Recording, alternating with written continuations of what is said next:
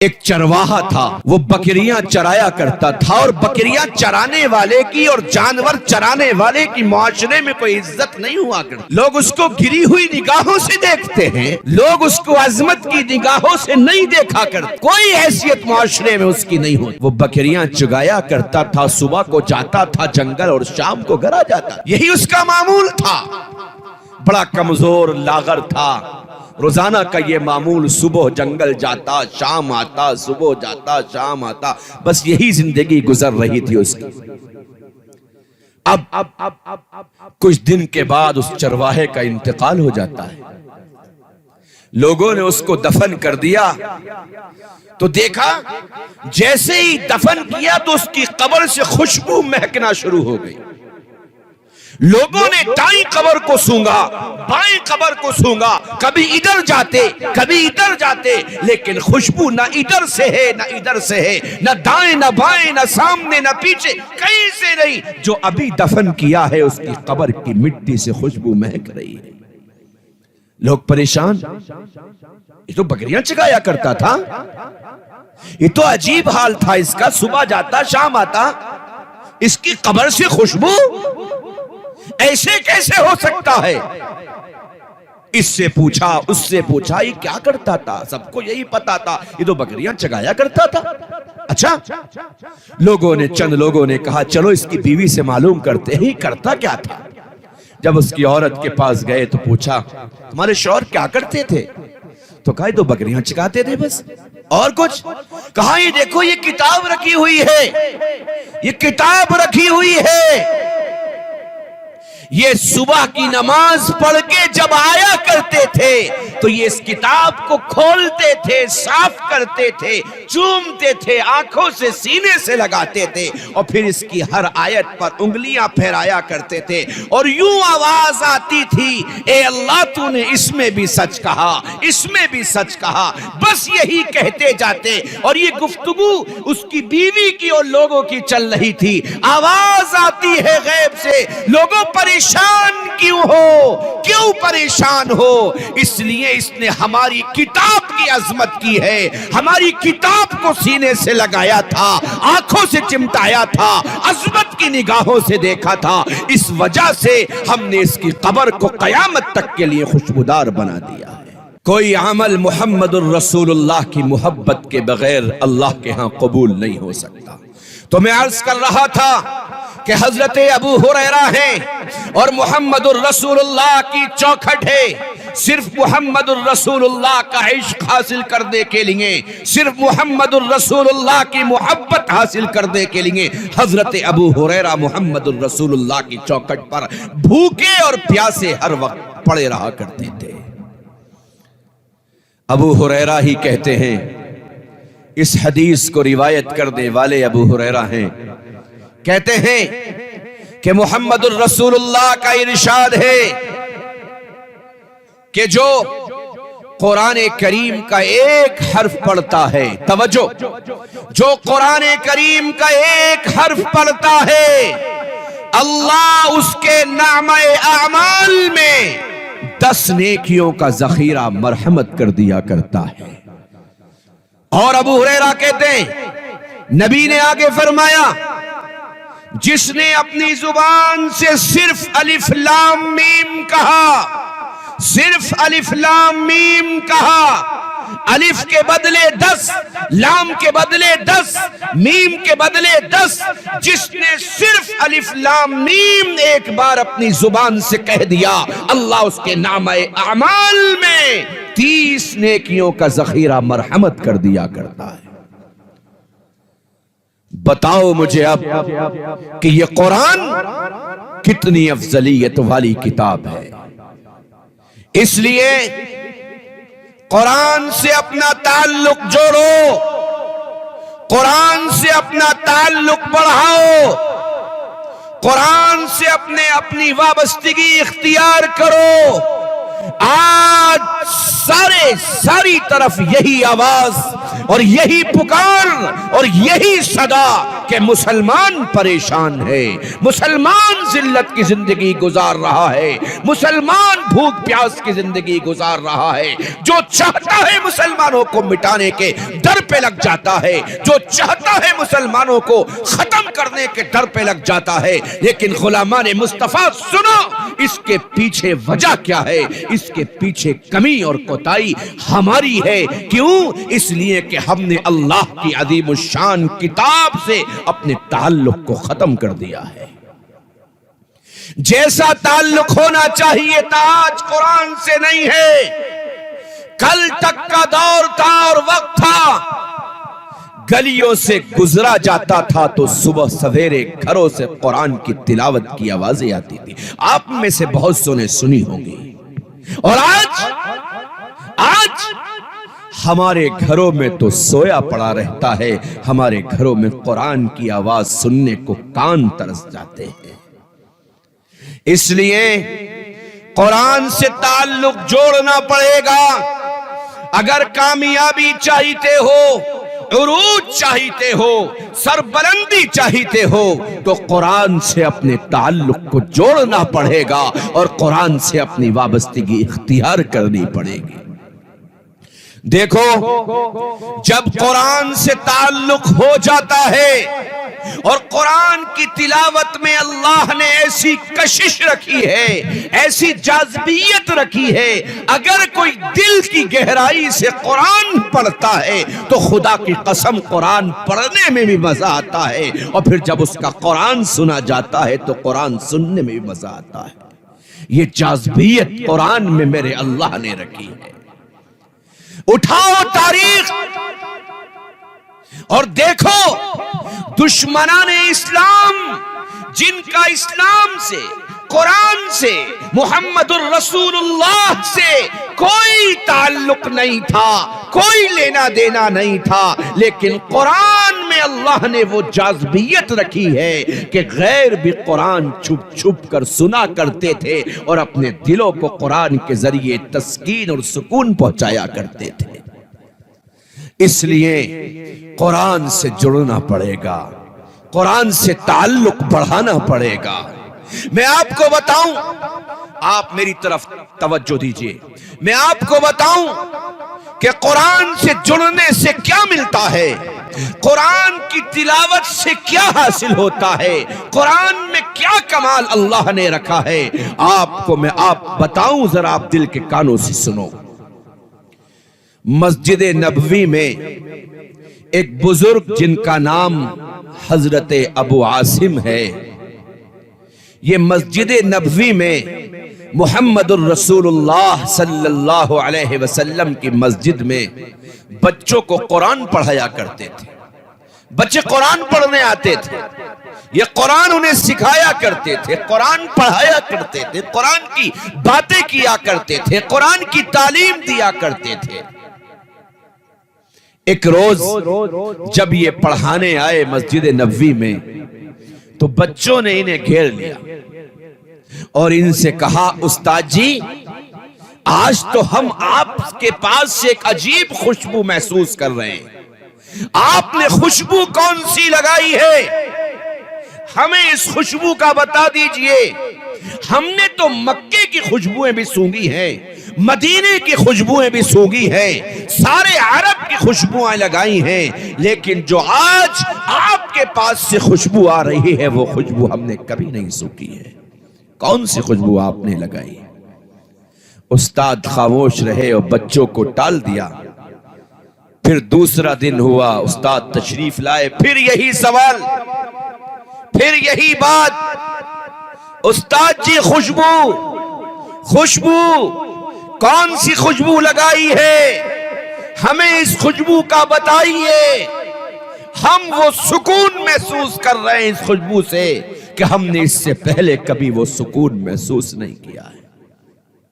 استاد نے پھر سمجھا دیا اور خاموش ہو گئے۔ پھر تیسرا دن، پھر یہی سوال، خوشبو بتائیے کون سی لگائی ہے۔ جب بچے ضد پر اڑ گئے تو استاد کی آنکھوں سے آنسو نکلنے لگے اور استاد کہنے لگے، بچوں آج تم مجھ سے یہ راز کھلوانا ہی چاہتے ہو، غلامان مصطفیٰ دل کے کانوں سے سن کر جانا اور آج سے یہ طے کر لینا، چاہے وہ کتنی ہی عمر والا ہو، بوڑھا ہو، بچہ ہو، جوان ہو، مرد ہو، عورت ہو، میری بیٹی ہو، میری ماں ہو، میری بہن ہو، ہر ایک یہ طے کر کے جانا کہ قرآن کی تلاوت کے بغیر ہم اپنا دن نہیں گزاریں گے، صبح بھی قرآن سے گزاریں گے، شام بھی قرآن سے گزاریں گے اور رات بھی قرآن سے گزاریں گے۔ ابو عاصم کہنے لگے بچوں آج تم اس خوشبو کا راز کھلوانا چاہتے ہو، پوچھنا چاہتے ہو؟ بچے کہنے لگے استاد جی خوشبو کا بتانا پڑے گا۔ استاد کی آنکھوں سے آنسو جاری۔ بچے کہنے لگے استاد جی رونا کیسا؟ ہم نے آپ سے کوئی بات غلط تو نہیں بولی، کوئی غلط تو سوال نہ کیا، آپ کی عظمت کو ہم سر پر رکھتے ہیں، آپ ہمارے استاد محترم ہیں، اپنے سینے کا علم ہمارے سینوں میں منتقل کرتے ہیں، آپ کی عظمتوں کو ہم سلام کرتے ہیں، آپ کے جوتوں کی عظمت ہم اپنے سروں پر رکھتے ہیں، آپ کا بہت احترام ہے، والدین سے زیادہ ہم آپ کی عظمت کرتے ہیں، لیکن استاد جی یہ رونا کیسا ہے، آنسو کیسے نکل آئے؟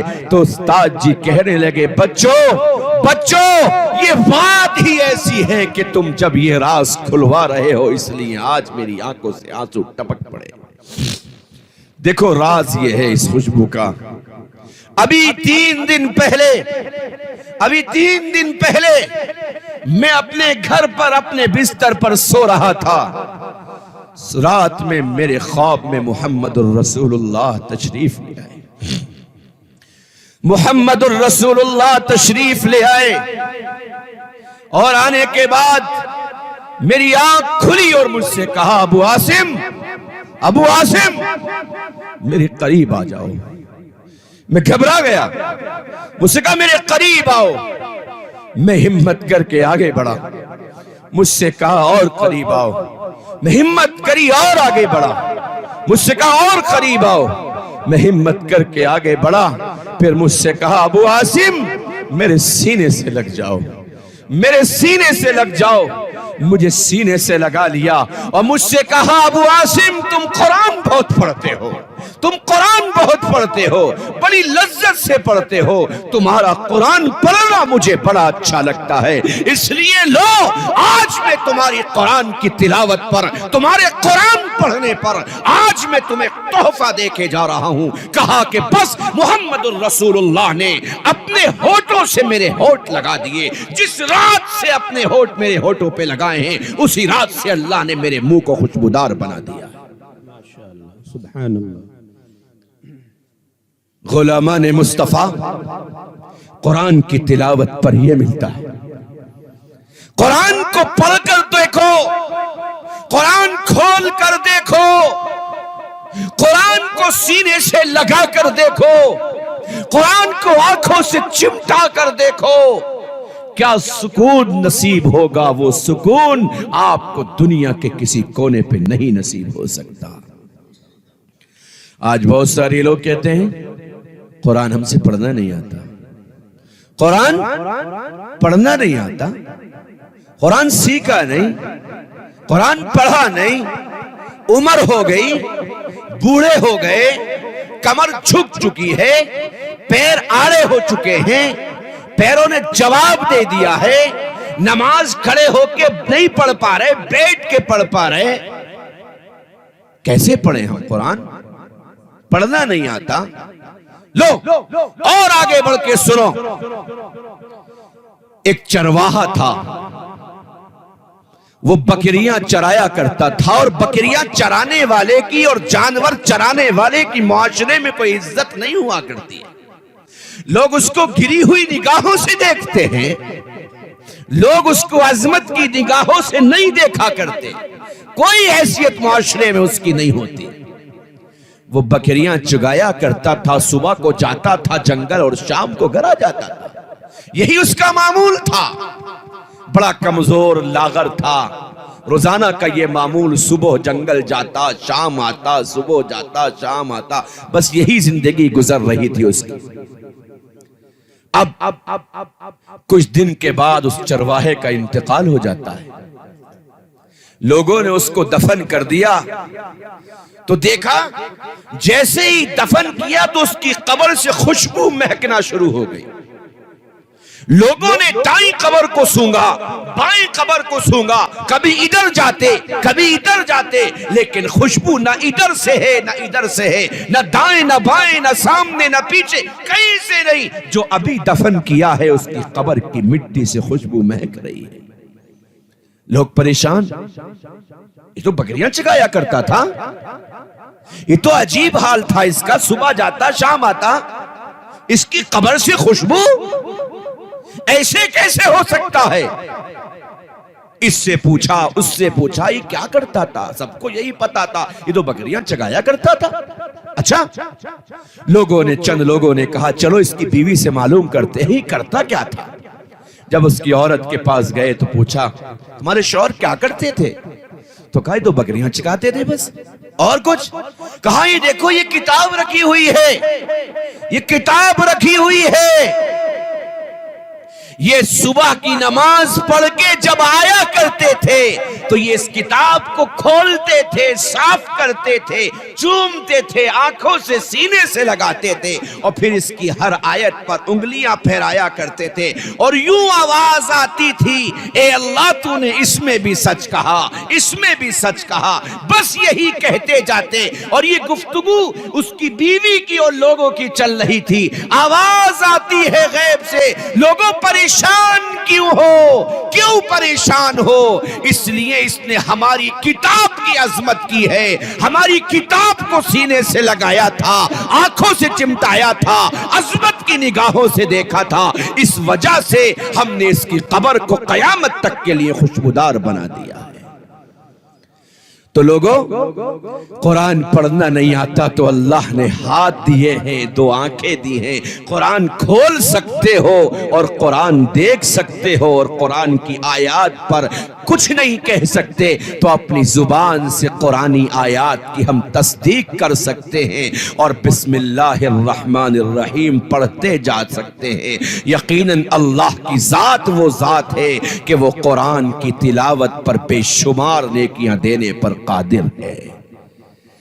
اس لیے میرے بھائی، قرآن سے جڑ جاؤ، قرآن سے اپنی وابستگی کر لو، قرآن سے اپنا تعلق بڑھاؤ، قرآن سے اپنی جو ہے مصروفیت بناؤ، قرآن سے اپنا تعلق بڑھاؤ۔ پھر یہ قرآن کا اعلان ہے، ان اللہ یرفع بہذا الکتاب اقواما ویضع بہ آخرین۔ قرآن کا قانون ہے، قرآن کا اعلان ہے، جو قرآن کو عظمت کی نگاہوں سے دیکھتا ہے، قرآن کا احترام کرتا ہے، قرآن کی تلاوت کو اپنا مشغلہ بناتا ہے، قرآن سے راہیں اختیار کرتا ہے، تو یہی قرآن اسے زمینوں سے اٹھا کر عزتوں کی سربلندیوں تک پہنچا دیتا ہے، اور جو اس قرآن کو طاقوں میں بند کر کے رکھ دیتا ہے تو یہی قرآن اوپر سے اٹھا کے زمین کی پستیوں میں گھسڑ دیا کرتا ہے۔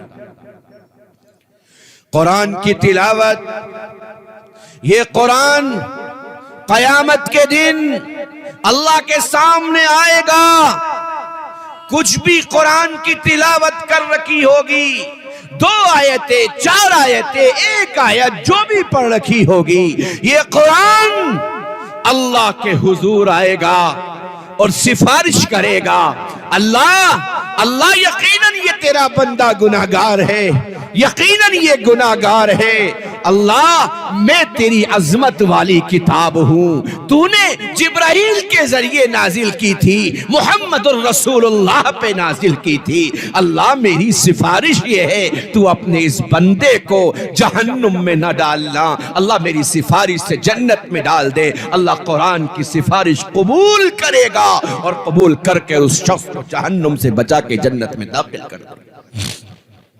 ایک شخص بڑا گناہگار تھا، بے انتہا گندا تھا، بے انتہا نالائق تھا، اتنا گندا تھا کہ لوگوں نے تعلق ختم کر دیے تھے، ملنا جلنا ختم کر دیا تھا، میل ملاپ ختم کر دیے تھے، لیکن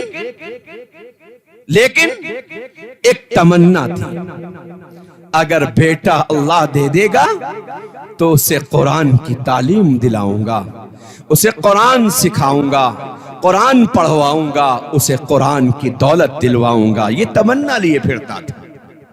اب عورت خوشی سے تھی، اس کے باپ کا، اس کے شوہر کا انتقال ہو جاتا ہے۔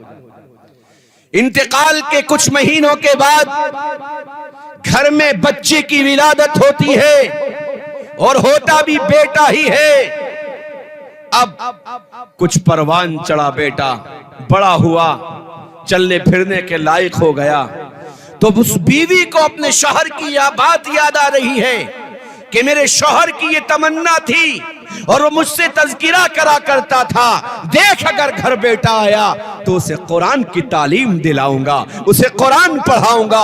ادھر باپ کو قبر میں عذاب دیا جا رہا ہے، سانپ بچھو چپٹے پڑے ہوئے ہیں، فرشتے کوڑے برسا رہے ہیں، صبح بھی عذاب میں، دوپہر بھی عذاب میں، شام بھی عذاب میں، رات بھی عذاب میں، ہر لمحہ قبر میں عذاب ہو رہا ہے۔ ادھر ماں کو باپ کی یاد آئی ہے، اور بچے کی انگلی پکڑ کر مسجد کے امام صاحب کے پاس لے جاتی ہے اور کہتی ہے، امام صاحب لو میں یہ بچہ لائی ہوں، بڑے برے باپ کا بچہ ہے، لیکن باپ کی تمنا یہ تھی میں اسے قرآن پڑھاؤں گا، قرآن کی تعلیم دوں گا۔ امام صاحب اسے قرآن پڑھا دیجئے، اسے قرآن سکھا دیجئے، اسے قرآن کی تعلیم دے دیجئے، میں آپ کے پاس چھوڑ کے جا رہی ہوں۔ امام صاحب نے قبول کر لیا اور اس بچے کو پاس بٹھایا اور یوں کہا، کہو بیٹا بسم اللہ الرحمن الرحیم۔ جیسے ہی اس نے اپنی ٹوٹی ہوئی زبان سے، اپنی ہلکائی زبان سے جیسے ہی بسم اللہ الرحمن الرحیم کہا، فوراً آسمانوں میں کھلبلی مچ گئی، فوراً اللہ نے اعلان فرمایا، فرشتوں گواہ رہنا، فرشتوں گواہ رہنا، مجھے میری عزت کی قسم، مجھے میرے رحم کی قسم، اس لیے آج میں اعلان کرتا ہوں کہ اس بچے کے باپ کے عذاب کو قبر سے ہٹا دیا جائے۔ فرشتے حیرت میں، بارے الہ بات کیا ہے؟ تو نے ہی عذاب کا حکم دیا تھا اور اب تو ہی عذاب ہٹانے کا حکم دیتا ہے، بات کیا ہے؟ رب کریم فرماتا ہے، فرشتوں تم گواہ رہنا، تم گواہ رہنا، اس کے معصوم بچے نے اپنی توتلی زبان سے مجھے رحمان اور رحیم کہہ کر پکارا ہے، اس لیے اب میرا رحم یہ نہیں کہتا اس کے باپ کے عذاب دوں، بلکہ جاؤ فرشتوں اس کے باپ کے قبر کا عذاب کو ہٹا دو اور اس کے باپ کو جنت کا لباس پہنا دو اور اس کے باپ کی قبر میں جنت کی کھڑکیاں کھول دو۔ علماء مصطفیٰ، قرآن ایسی عظیم کتاب ہے، اس لیے خود بھی قرآن سے جڑو اور اپنے معصوموں کو بھی قرآن سے جوڑو۔ معمولی لوگ نہیں ہیں، وقت کی قلت ہے، ورنہ قرآن جیسی عظیم کتاب کے متعلق میں آپ سے اور باتیں کرتا، وقت کی کمی ہے۔